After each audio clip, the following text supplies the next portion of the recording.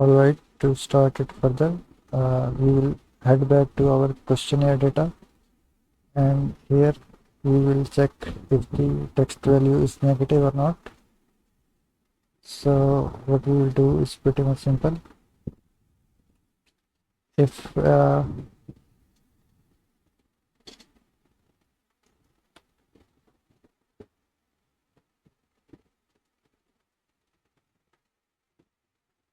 is greater than 0,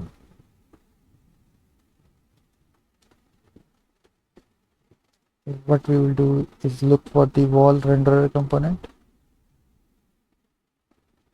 Sorry, we will look for the mesh component renderer. So this renderer and the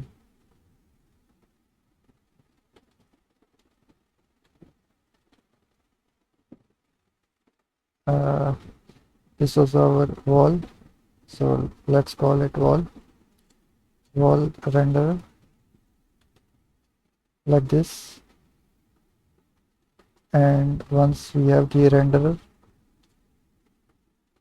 if it's not null, if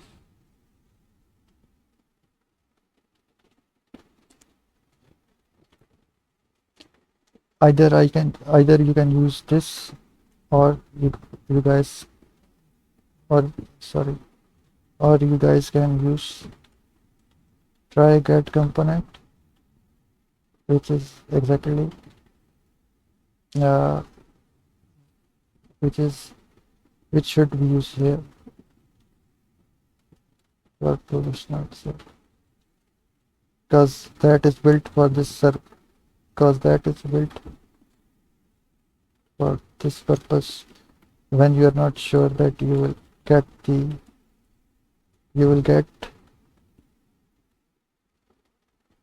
a wall renderer component.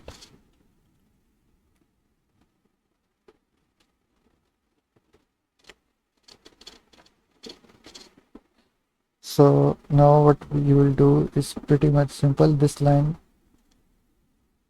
will do the job for us, and I will explain what this does is. So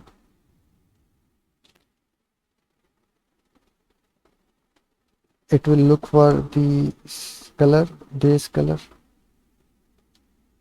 So it will look for the active material, and then it will look for base color property.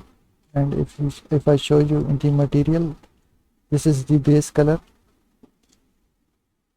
URP in URP lit shader, and inside red color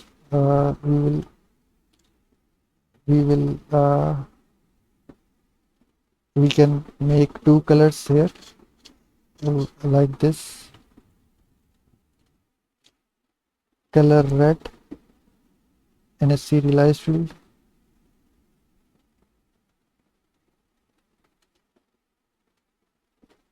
serialize here.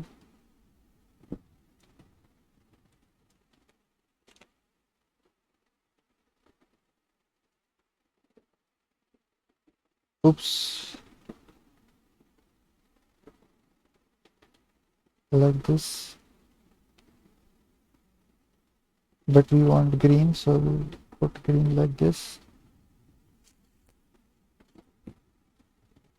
and we will head back to our level data class, and here it asks for two color, that is red and green. So this is our red color and this is our green color. So now when we play, if the friend multiplier value is greater than 0 is there and wall renderer is not equal to null, then the green color should be applied. So to check it if it works or not,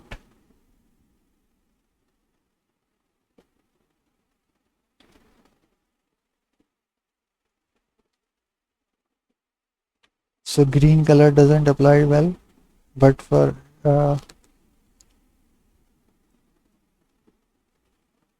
Yeah, so colors don't apply well when they are hit. And what can be the reason of it is here we didn't apply on a prefab. So to apply on a prefab like this, and to apply on a green is this one. And now when we press play,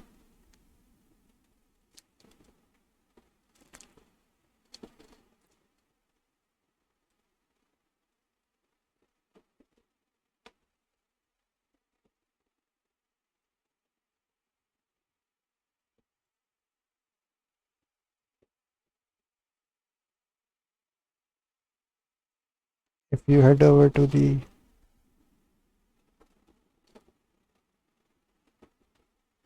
play scene, and when we press right wall cue, uh,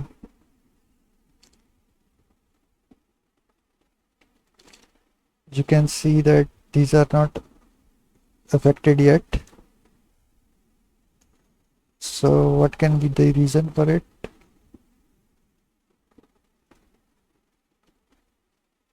Okay, so this is the wall, this is the red, and this is the green. Now let's hope that it's placed rightly. So to check it, let's play.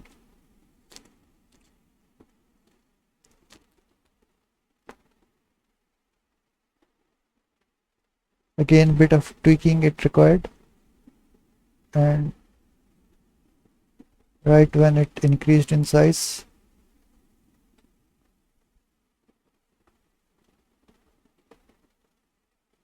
that is this -4. So to press this here,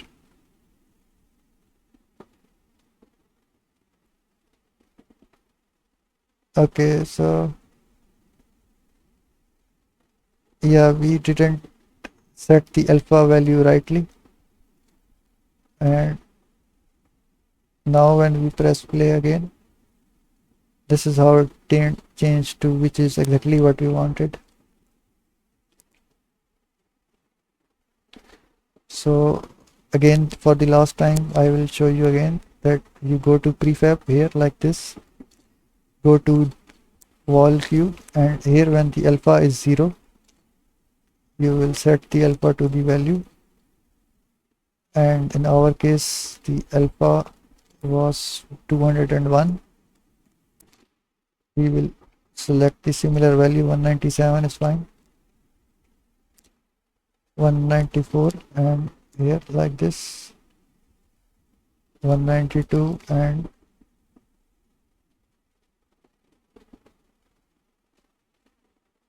197. So this will solve the issue. Again, attention to detail is important. If you for,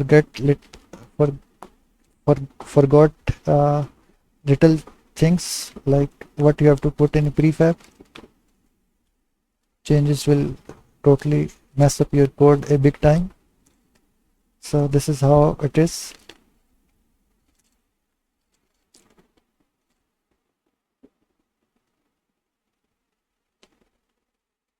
And this is the value that we want to turn positive like this, which it did.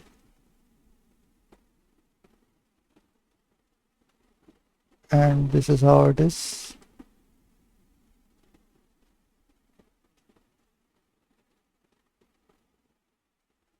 And this is what it is like.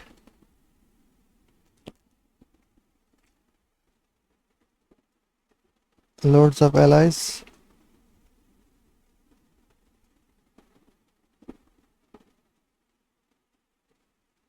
And this is it pretty much. And now we will save it. Before saving it, I will simply create another scene.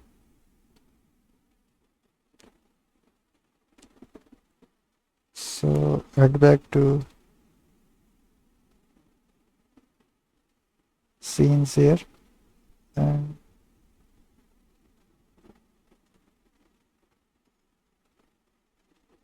We'll save it, and in the next tutorial we will see how our player can die when the our player will have his own health.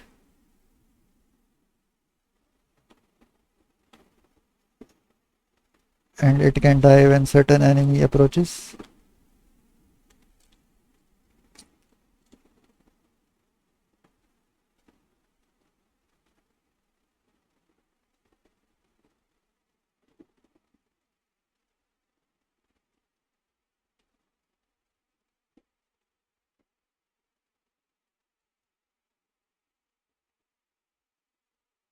So this is it, and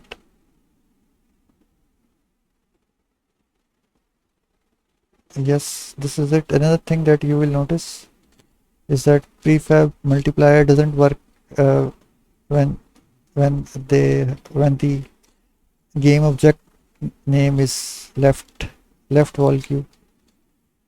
That is, it's of negative size.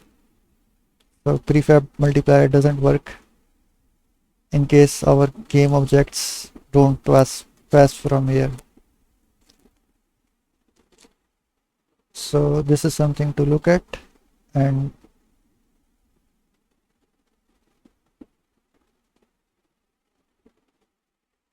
this is the another error that it throws. We will try to use try and catch here as well, and this is pretty much it. And you can see that how game system clutters up big time when the size increases, as it is a system intensive project.